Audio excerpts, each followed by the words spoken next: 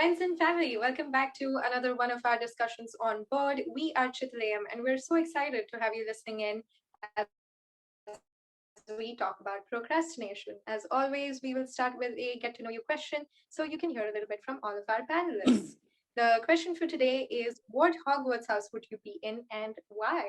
I'll go first. My name is Sia, and my Hogwarts house of choice would be Slytherin, mainly because I grew up hearing that I looked like I belonged in Slytherin because of my dark curly hair. And two, there's just something about the snake symbolism that really appeals to me. Now I will pass it off to Akshay, who is also our moderator for the evening.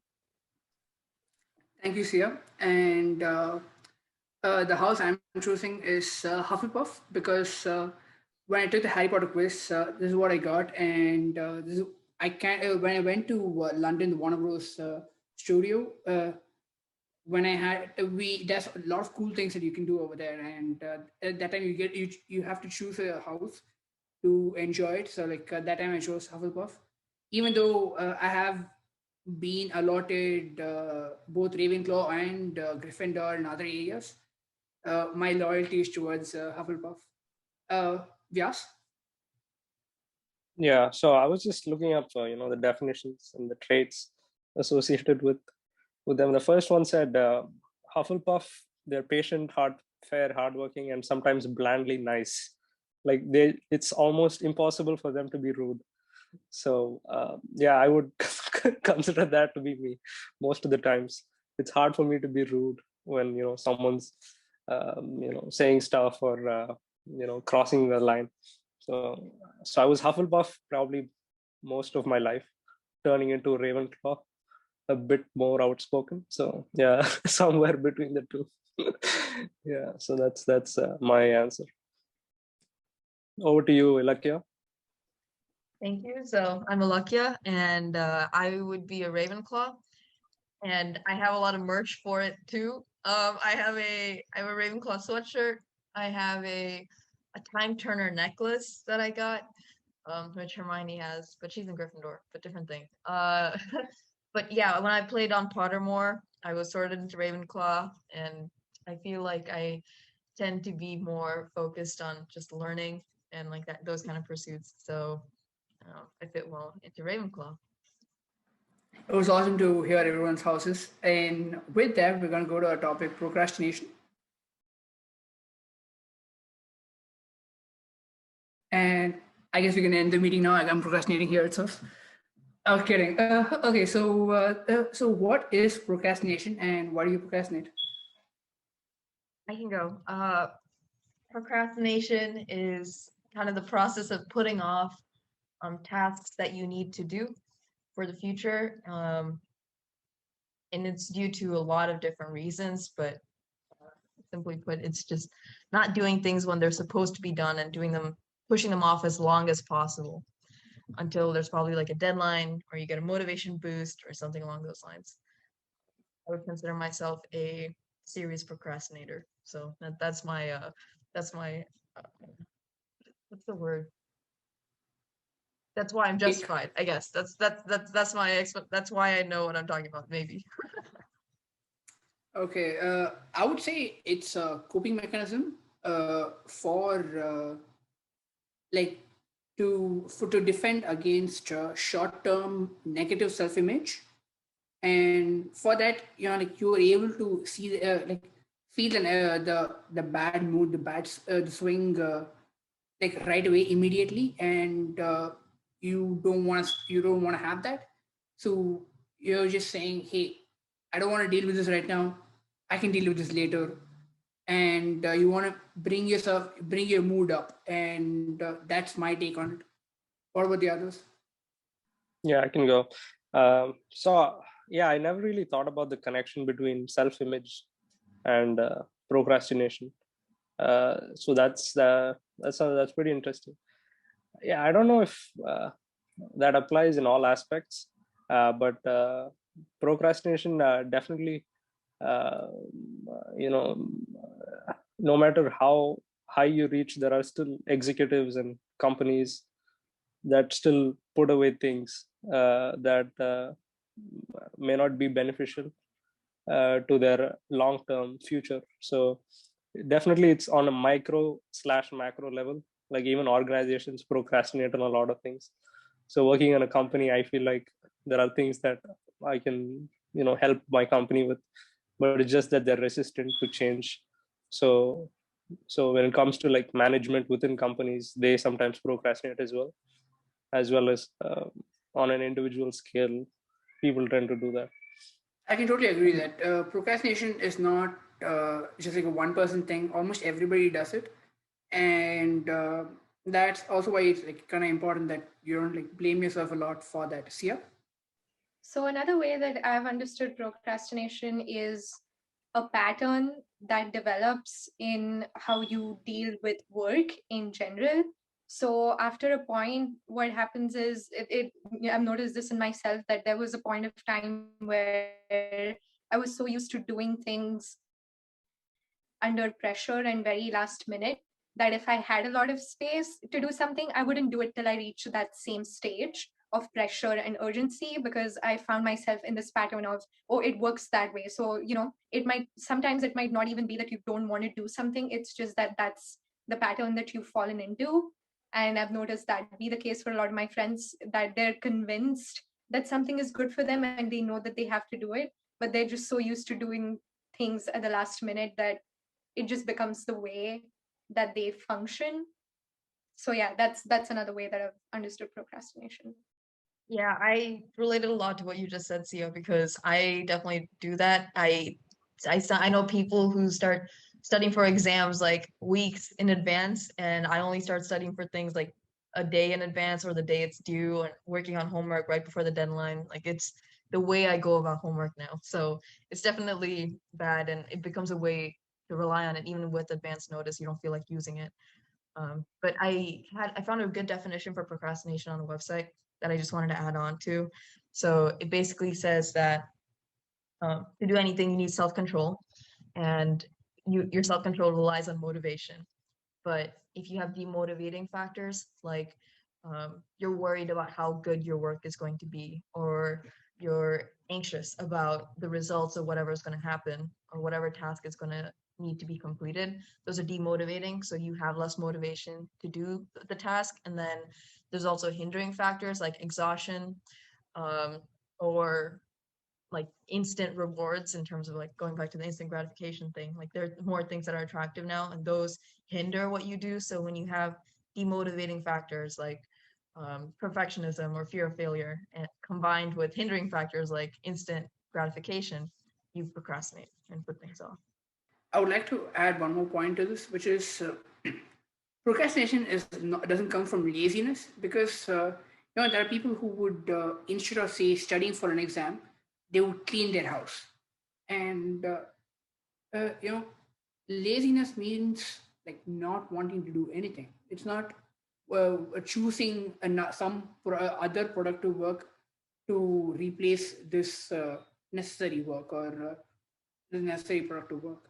And so that's why this is a very common misconception, and I would definitely say like that's wrong.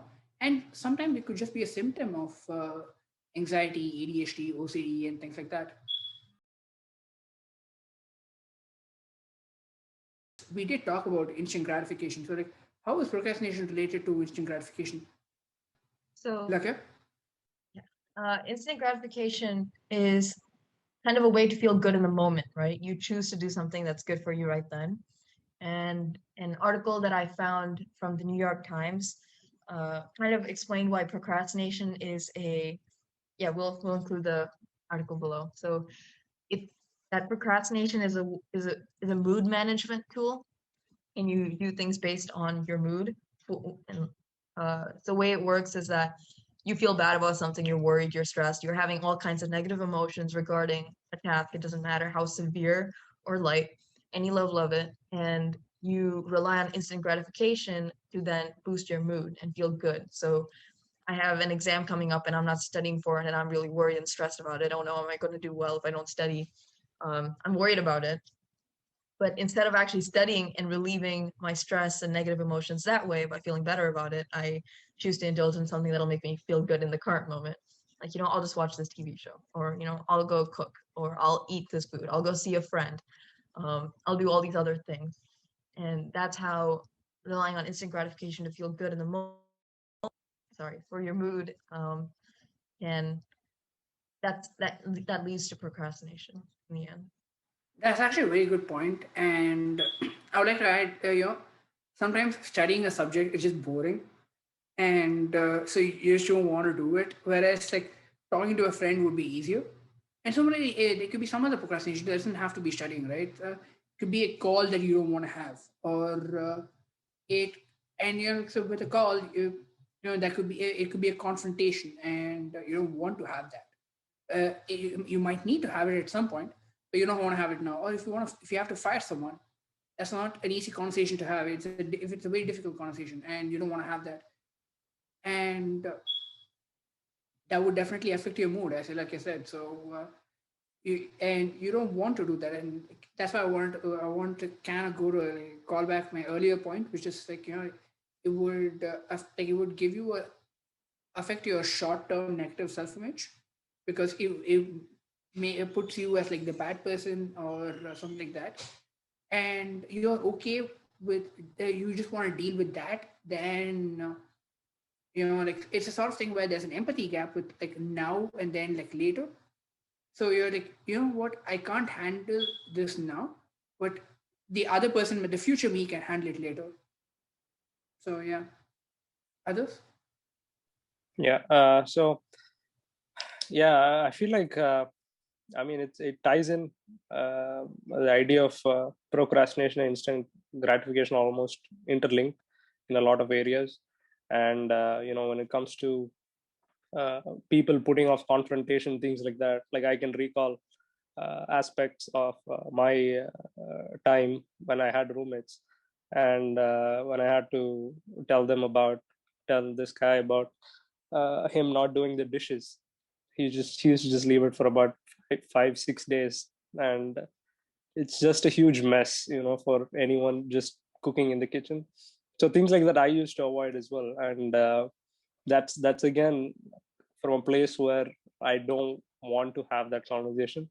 So that leads me to putting it off. So I think like growing personal growth will help you in that process of not procrastinating.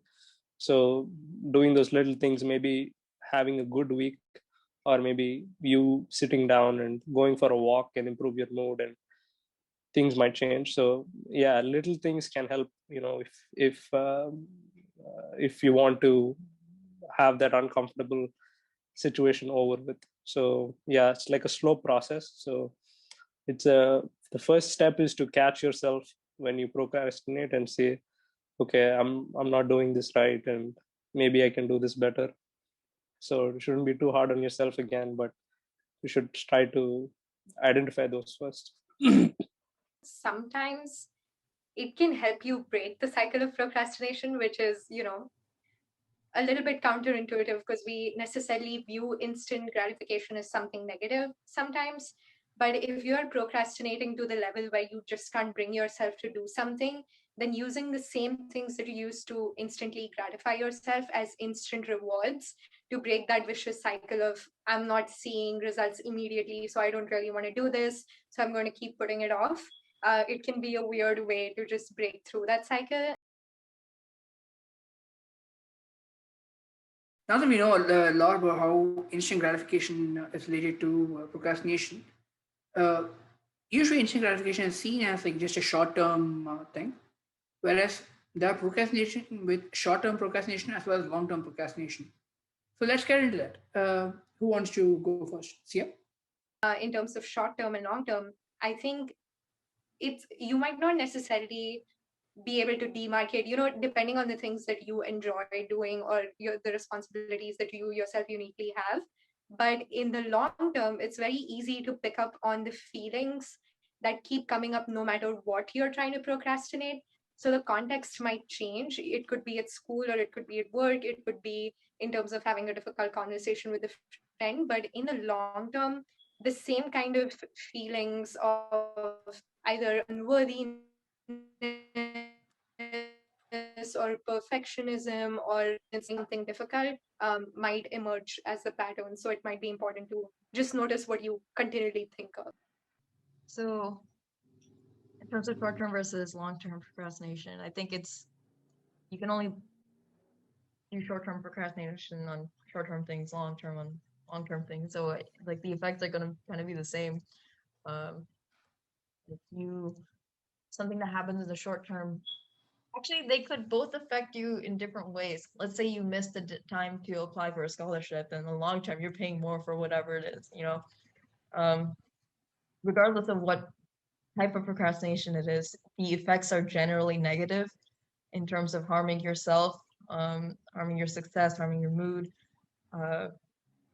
So I would say, like Sia mentioned, with long-term procrastination, it can kind of be an overlaying negative feeling about yourself, because like you mentioned before, Akshay, there's a lot of self-blame and negative thoughts that come with procrastination in terms of one person's own ability to accomplish their task, or how they feel about their self-esteem because of their inability or unwillingness to do a task, or the fact that they're procrastinating, because most procrastinators know they're procrastinators and they feel bad about it and they blame themselves for it and know that they're procrastinating but still do it. So it's that kind of long-term negative feelings about yourself can kind of create a lot of issues in terms of your self-esteem, confidence, and doing things that you want to do. So I think long-term procrastination can have more enduring effects on yourself rather than short-term procrastination, because most procrastinators tend to get whatever needs to get done eventually, like by the deadline, because deadlines become the motivating factor. Like mentioned before, that's what creates the self-control. Like, I need to get this done by midnight. So eventually it'll work out for short-term procrastination most of the time, but long-term procrastination can lead to bad feelings about yourself. That's a very good point towards the end, where with short-term procrastination, it's sort of thing where, like, for exams, homework, at the end of the day, like, they're not really waiting for you. So I mean, it's bad, but then irrespective of whether you do a good job or not, it's gonna go away. Whereas with long-term procrastination, it's a sort of thing where, say, like going to the gym, you procrastinate. Okay, I can't do it now, but I'll do it one day. I'll do it someday. Or it could be just like like personal growth work. Maybe you're like learning a skill or learning a language. And so just shout out for people who learn languages. I'm a huge fan. But anyway, so people, when they do that, they they tend to say they don't have deadlines. It's like they have to put their own deadlines to it, and they have to bring their own routines to it, and they have to create their own schedule to it, and that makes it harder with long-term procrastination, because in short-term procrastination, as Ilakkiya said, even if you didn't do a good job, I hope you do, but if you didn't, it still just goes away. Whereas with this, it's like always a nagging feeling that's gonna be there, like for a very, very long time. Yeah, great points. I was just looking at this from when I thought of procrastination, my mind went to this principle called Pareto's principle. So yeah, so for those of you who may not know about it, so Pareto's principle is essentially this named after this guy who found out that, like, in, I think it was sometime in Italy, about maybe a couple of 100 years ago, when he found out that approximately 20% of the people had 80% of the wealth in that town. And he was looking at whether this was across the country as well. And he found out this is true in a lot of other cases. So when it comes to procrastination, it feels as if people think that they can get 80% of the work done in 20 or 10% of the time. So if you have 80% of your homework left to do, like, it almost gives you that euphoria you're doing that in 10% of the time. So people live for the thrill. So but that won't work in case of long-term procrastination, because there's no thrill at the end of it. So because you don't see the results right away. So it's like that adrenaline rush you miss when it comes to long-term procrastination. Shout out to whoever Googled how to sleep 8 hours in 4 hours.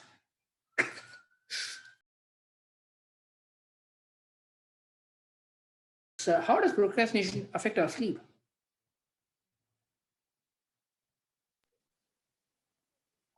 Oh, can I go for this one? Yeah. So it's called revenge bedtime procrastination. It's something that I learned of very recently. So if you're not doing a good job of giving yourself time to do the things that you enjoy during the day, and you're really taken up with work either because you procrastinated, and you put it off, then when it's time for you to go to bed, you're going to stay up out of spite and relax just to get your relaxation time back. And so you're going to procrastinate going to sleep itself because you didn't get to relax because you procrastinated during the day. So learning about that was very revealing to me about my own patterns, because I know I tend to do that, especially on the days that I'm very busy and I haven't taken the time for myself. So then I end up in this vicious cycle of staying busy, not taking care of myself, then not sleeping on time because I need to relax. And then because I haven't slept well enough, then procrastinating the next day. So that's how procrastination. Okay, that was like light works, because like that makes so much sense, and I just learned this. Who wants to go next? I always wait for those moments when Akshay's mind is blown every call because Sia says something brilliant. Yeah, mind was blown too. The concept of revenge is pretty interesting because it's just you.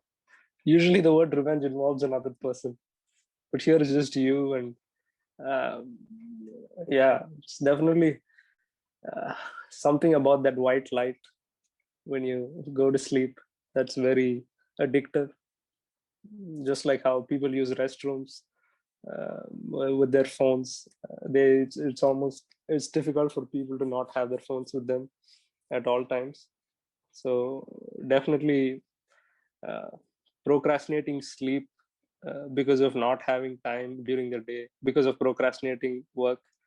Yeah, that's a difficult cycle to get out of. So yeah, I didn't know that concept. So thanks for sharing, Sia.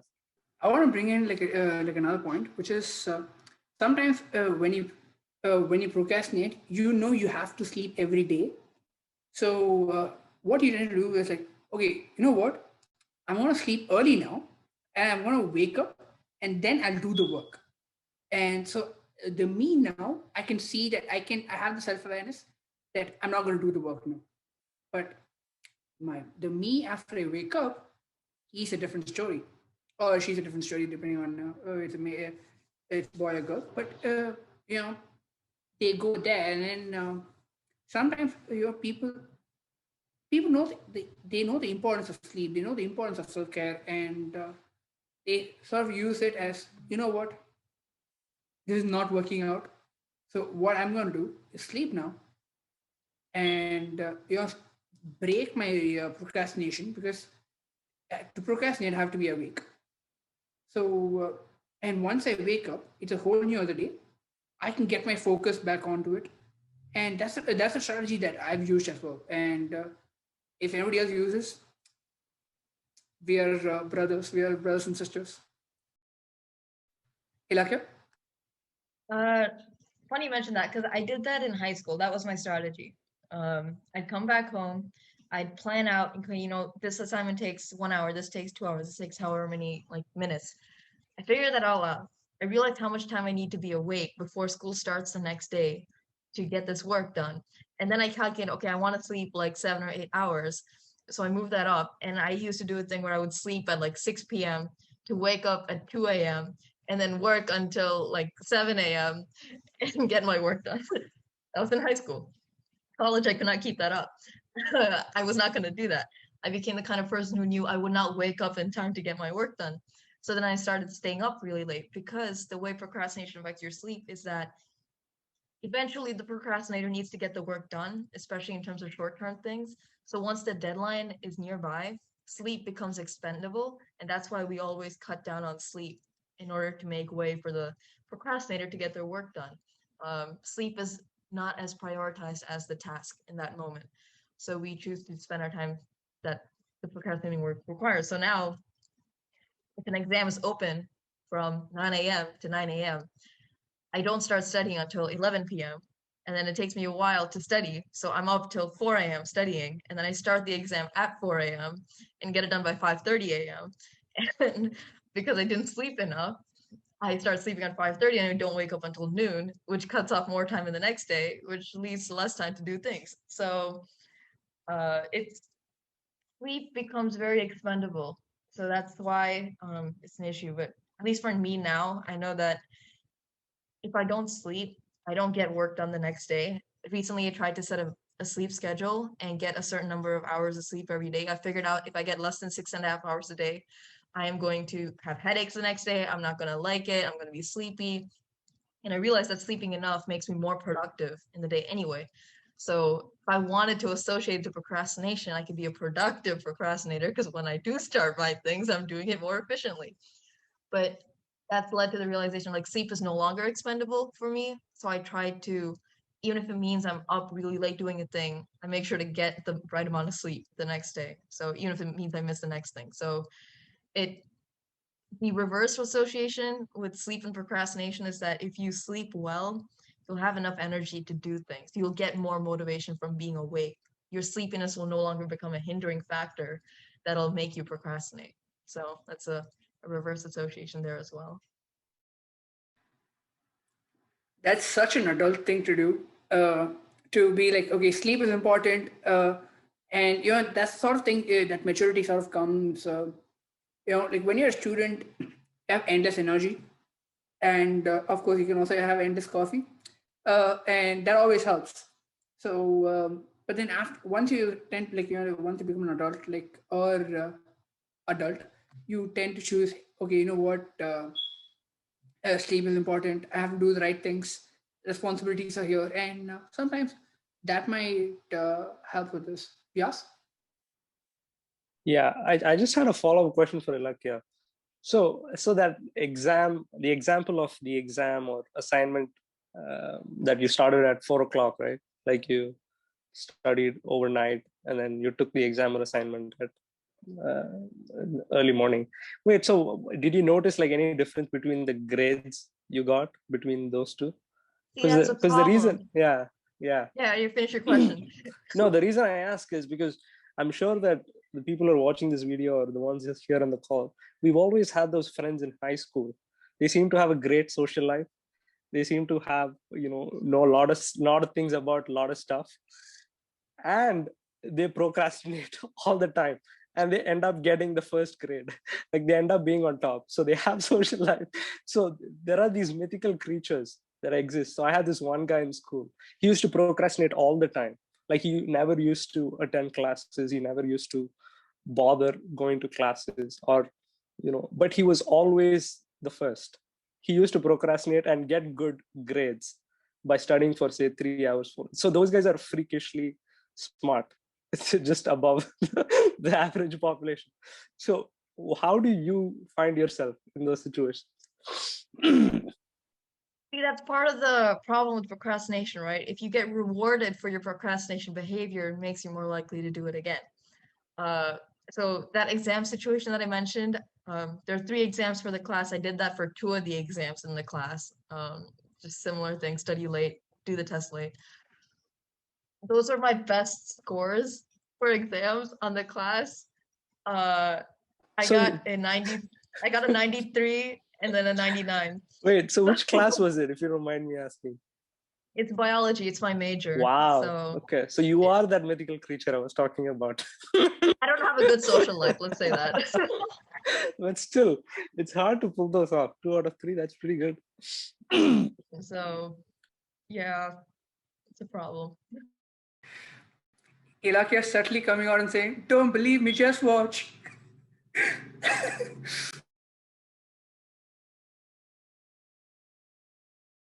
How to overcome procrastination? If I knew.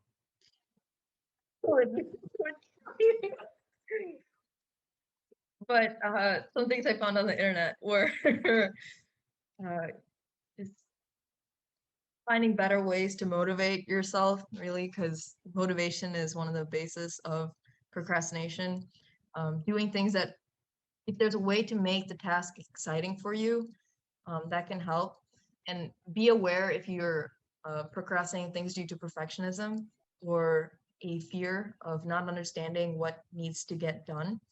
So generally, you might think this takes too much time, and then you push it off, which leads to you having even less time. Um, so it's just be aware if you're falling into a perfectionism trap of I want this to be done a specific way, so I'm gonna push it off. Not sure. That was pretty vague. I'm gonna look up some more things. You did say a very good point there because of the perfectionism that people strive for.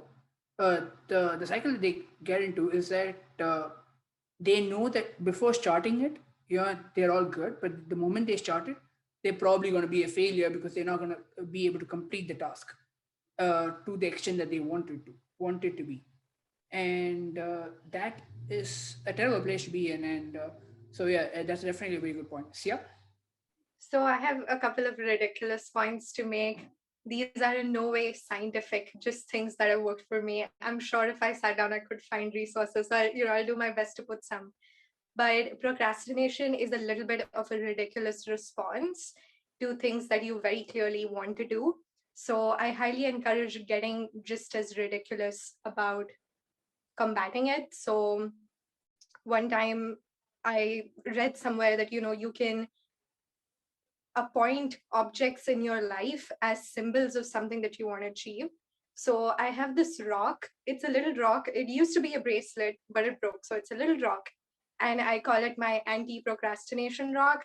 And I've almost fooled my mind into believing that every time I have it, there's no way that I will procrastinate. And I don't know why, but it works. Because it's like combating the absurdity of procrastination with equally absurd things, and it just like flips a switch in my head somewhere. Another similar thing I've done is the soundtrack of the Doctor Strange movie. I have listened to it so many times while working that if I just play it when I don't feel like working, some mouse part of my head kicks into gear and goes, wait, I've worked while listening to this before, I'm gonna start working now. And so getting very creative about resolving these blocks. And then definitely the other kind of ridiculous thing is called parts work. So what you do is you take two chairs and you sit in one chair and you imagine that the part of you that likes procrastinating, you name it the procrastinator or whatever, right, is sitting in the other chair, and you initiate a conversation with it and you get curious about, so why are you stopping me from doing the things I want to do? Or where did you learn to do this from? And then you go and sit in the other chair and you answer as a part of you that likes to procrastinate. And I kid you not, like the 2 or 3 times that I've done this, I've figured out connections to my own productivity that I did not know existed. And they went back to either, points in my childhood where I didn't feel appreciated for something I'd done, or, just stuff like that, that I think is very important to uncover. So if any of this resonates with you, I highly encourage you to be ridiculous about procrastination, because worst case scenario, it won't work. And you've already tried all of these other things like shaming yourself into working or, being tough on yourself. So you might not have anything to lose in trying something new. So yeah. I really like the chair idea because a lot of times when we are procrastinating, we are while we are aware of what the task we need to do and everything like that, but we aren't really aware of why we are procrastinating. And you know, we also tend to feel that if we say a stupid reason for it, they would you would blame yourself because you do waste time on this. But by putting yourself in those two chairs where the person in the procrastination chair gets to say anything that they want and gets to say what the reasons are. It can be right or wrong, but like allowing them to have those thoughts, definitely would be helpful. So like, well, I've never done it, so we should go by Sia's unloaded experiences. I can definitely see why that would work. Ilakkiya? So I've done my little bit of searching, and Sia's sharing of things kind of reminded me of some of the things I do to try and combat my procrastination. So I have the way I procrastinate a lot is in my break time, like whenever I try to take a break, because I deserve a break. I worked hard. I haven't. I deserve a break, and my break gets extended. So I have an app kind of on my web browser that blocks certain websites after I've used them for a certain amount of time. So that forcefully removes any hindrances that I have towards my procrastination. I try to set timers as well, to say like when this timer goes off, you have to start working. And something that I've generally noticed with things that I'm procrastinating on, or just tasks in general, is that once it gets started, it's easy to keep going. It's like that Newton's law, objects that stay in motion, stay in motion unless like an external force acts on them. So once you get started, it's easy to keep going. So trying to find a way to just somehow get started. Like with the timer thing, I don't turn off the timer. It's like constantly ringing and being annoying until I open up my task, until I start the thing I need to do. And another tip that I found on the internet was, generally you don't want to spend a certain amount of time on a task. So figure out what's the minimal time or the maximum time that you're willing to spend on it figure out the maximum time that you're willing to spend on a thing without it's not worrisome to you. So generally people have a resistance, like I don't want to spend 1 hour on this homework assignment. I don't want to spend 2 hours cleaning my room, whatever it is. Figure out what's the smallest time you're willing to spend on it. Like, okay, I'm willing to do this for 5 minutes, and just start working with that. So it'll make it easier for you to just get started. I definitely agree with your points. Starting off with like the 5 minute rule, this is a new 5 minute.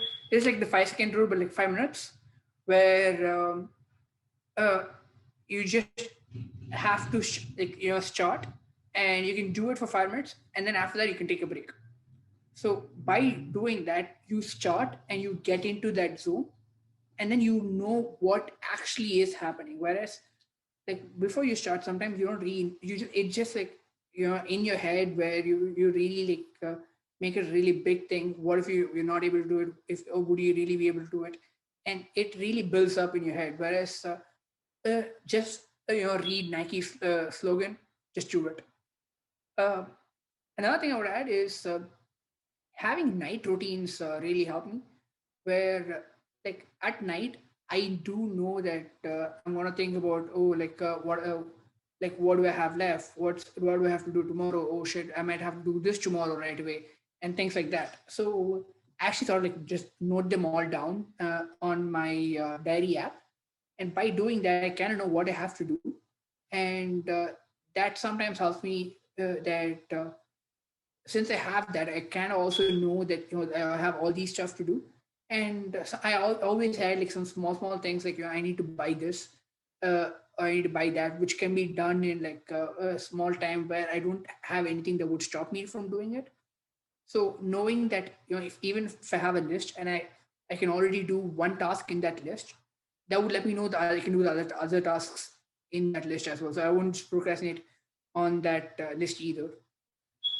Yeah, I don't have anything to add. But I just really like the idea of the Newton's first law.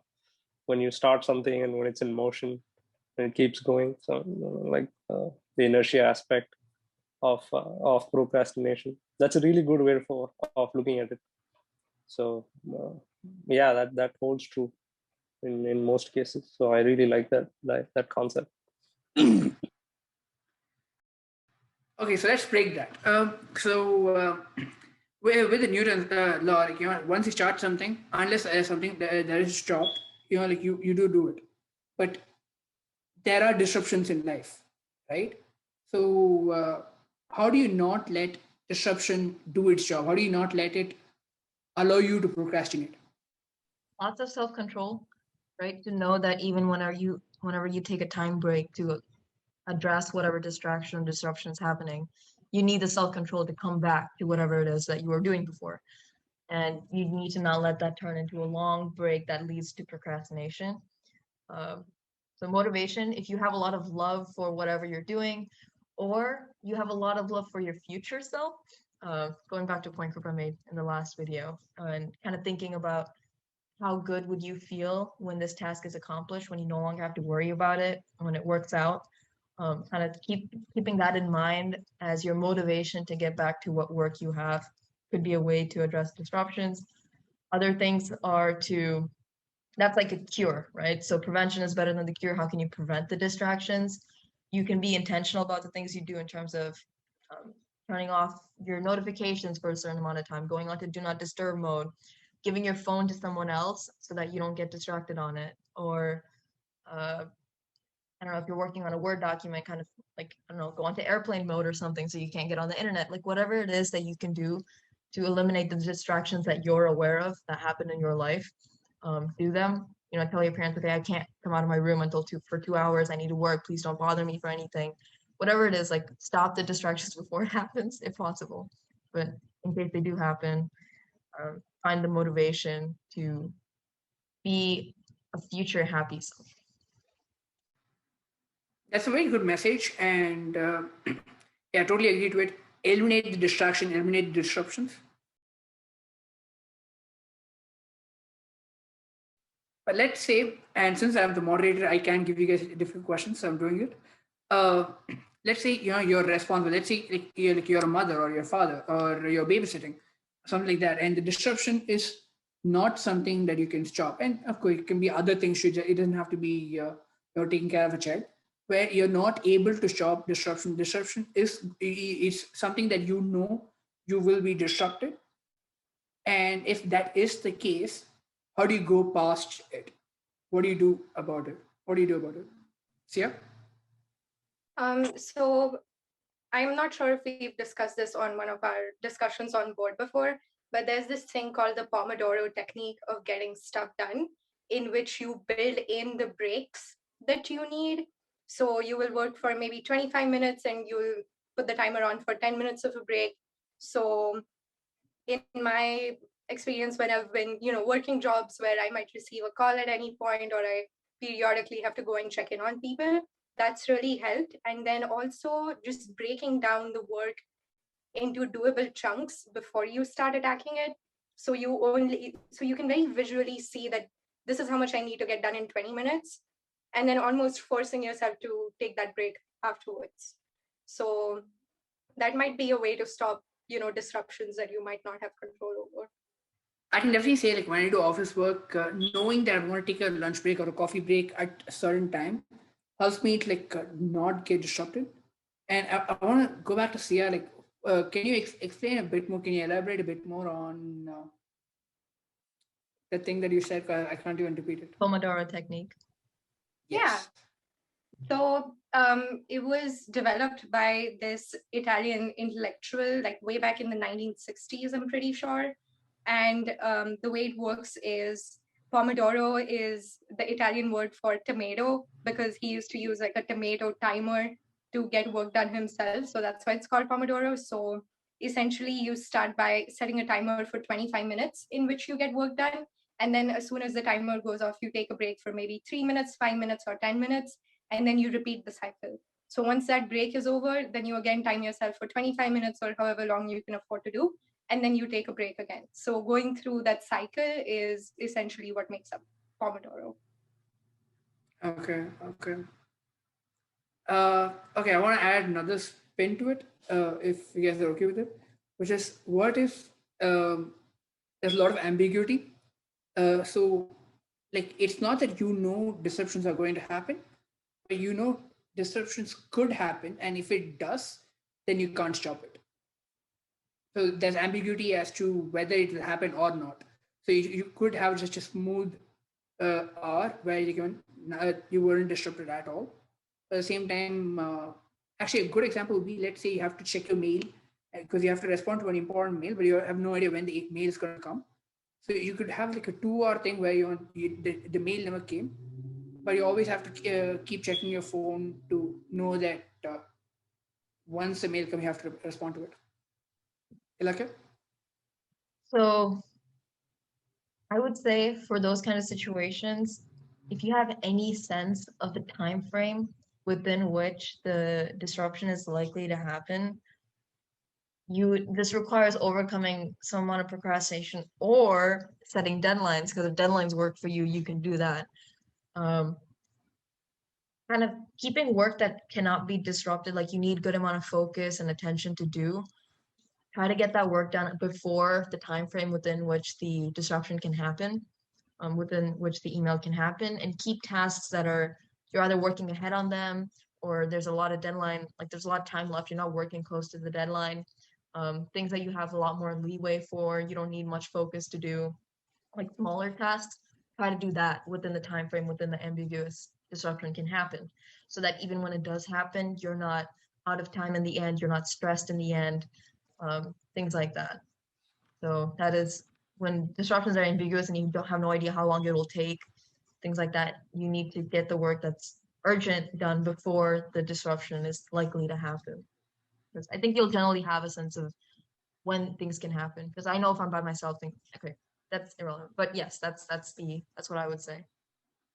Thanks for sharing. Vyaas, do you have anything to add? Not really. Now, Sia leaving the call is a distraction. Is a disruption in our meeting, but she was able to get a point across about the Pomodoro technique, and then now she's taking a 10-minute break. So I think that's a really, really good way of looking at things. But again, it's easier said than done. So yeah, try to find out what works for you in terms of how well you can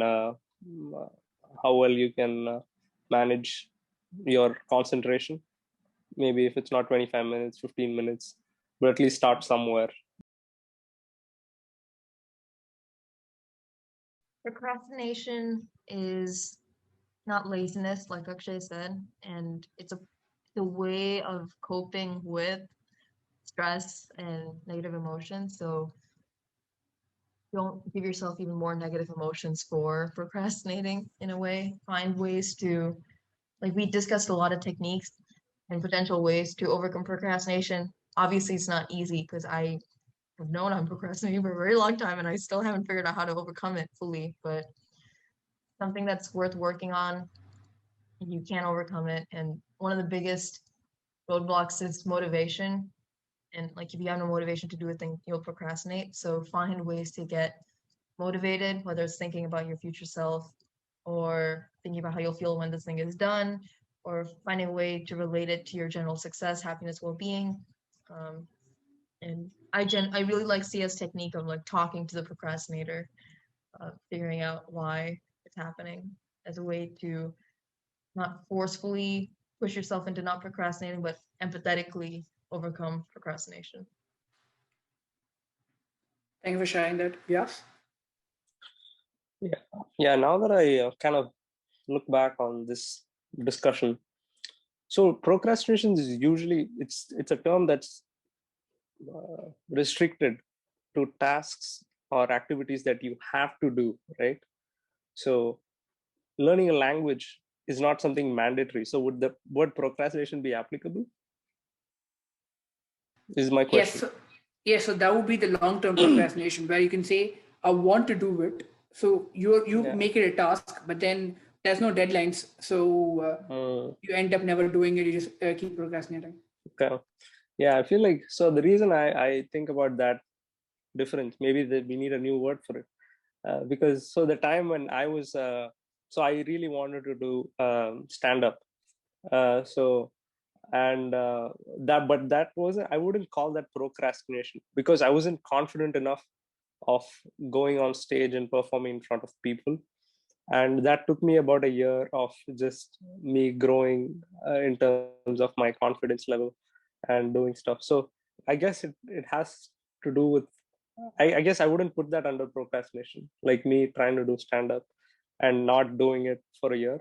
So that was just me growing into someone who's more confident, someone who wants to try new things. So that's not really procrastination, but yeah, it's interesting to see what procrastination really means. So yeah, this was a great discussion. We mentioned two Italians on this call, Pomodoro and who was it, Pareto. So I hope a lot of Italians watch this call and maybe we can grow our audience. Yeah, thank you. You do bring up a good point, and that's don't there's something called patience and there's something called procrastination, and those are two different things. So yeah, definitely agree to that. Sia, closing thoughts? Yeah, so, procrastination in general has become something for me that I've had to very consistently work on. And somewhere down the line, I made my peace with the fact that if you have the tendency of just not liking to work, or you have the tendency of just perfectionism, then you might have to keep getting creative to combat that. So don't feel like you'll find one system or one answer to this that'll always work out for you. You might have to keep doing this for as long as you live, where some system that works for you now will stop working. And so you have to go back to the board, or you have to go back to the internet. You might have to talk to people, revisit with yourself, and find something that makes the whole thing easier for you, because everyone is going through it. So you need not feel like you're the only person who doesn't like working. And two, it's always a fun opportunity to learn how you can better exercise your will while also being responsible for the things that you have to do. So definitely do everything that it takes to figure out how to make life easier for yourself. It's a very good point, and that also means that what might have not worked earlier might work now. So there are just like a lot of ways to look into it. And my closing thoughts for this one is, when you're procrastinating, make sure you eat food, and do the necessary essential tasks, because sometimes you get over procrastination, you get into the zone, then you get hungry, and that always sucks, because you already wasted time procrastinating. So when you're procrastinating, when you find out you're procrastinating, do the essential tasks, so that you can get back to doing the important tasks later. That's pretty good. When you procrastinate, do it right. Like when you're doing something wrong, you better do it right. Anyway, thank you so much for watching this. I had a lot of fun doing this. I laughed a lot during this discussion. Everybody brought a lot of insightful perspectives into this. So I hope you learned something today. Uh, hope you have a great day. Thanks for watching. For more discussions, make sure to subscribe and turn on the notification bell. Also, make sure to like and comment more topics that you'd like to see us discuss. We'll see you next time.